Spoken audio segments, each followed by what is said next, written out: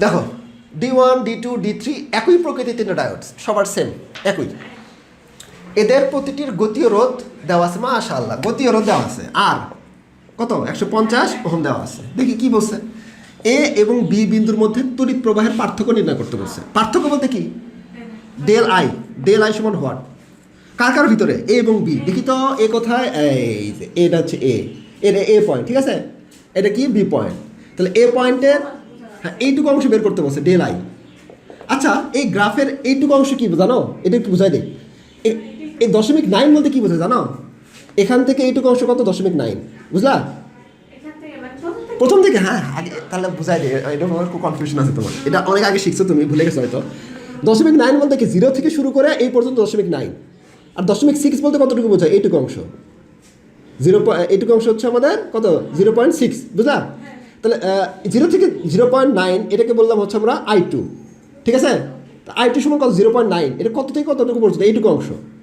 আর I1 কতটুকু জানো, I1 হচ্ছে এইখান থেকে এইটুকু অংশ, কত 0.6। এখন যদি আমরা ডেল আইটা অ্যাকচুয়ালি বিয়োগফল বোঝায় না, I2 - I1, তাহলে এই পুরোটা থেকে এইটুকু অংশ বাদ দাও, কতটুকু পাবা, কোনটুকু অংশ পাবা, এইটুকু অংশ পাবা না। পুরোটা থেকে চিন্তা করো, এখান থেকে এইটুকু অংশ কেটে দাও, এইটুকু এখান থেকে এইটুকু অংশ বাদ দিতে বলছে, তাই না। তো এখান থেকে এইটুকু অংশ বাদ দিয়ে দিলাম, কতটুকু থাকলো, এইটুকু না। হ্যাঁ তাহলে বিয়োগ করা তো দেখি, 0.6 থেকে 0.9 থেকে 0.9 থেকে 0.6 বিয়োগ করো, 0.3 পাবা না। এইটুকু অংশ দেখো 0.3, এই যে এখান থেকে এইটুকু অংশ 0.3, এইটুকু অংশ কত কী দ্বারা প্রকাশ করে, ডেল আই। তাহলে এইটুকু অংশ হচ্ছে ডেল আই, বুঝলা। তাহলে এইখান থেকে এ থেকে বি এইটুকু অংশ ডেল আই বলতে পারবো না, মানে এটা আমরা ভোল্টেজ কারেন্ট যেটাই হোক পরিবর্তন বোঝালাম। তাহলে এইটুকু অংশ ডেল আই বলতে পারবো না। তাহলে এ থেকে বির মধ্যে যে পার্থক্যটা সেটা ডেল আই না, এইটুকু অংশ ডেল আই বলবো। তাহলে এই ডেল আইটা বের করতে বলছে। আচ্ছা ঠিক আছে, খুবই সহজ একটা ম্যাথ। এখন তাহলে আমাদের গতীয় রোধের সূত্র কি জানি, R = একটা সূত্র জানি, ডেল V/ডেল আই।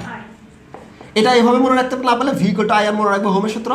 তাহলে আর সমান কি আসে, এটা এসে পার করে দাও, ভোল্টেজ বা কারেন্ট না, তারপরে উপরে একটা ডেল V নিচে ডেল আই, হলো ওকে। বের করতে বলছে কি ডেল আই না, তাহলে আর গুণ করি, তাহলে del V = del I into R লেখা যাবে।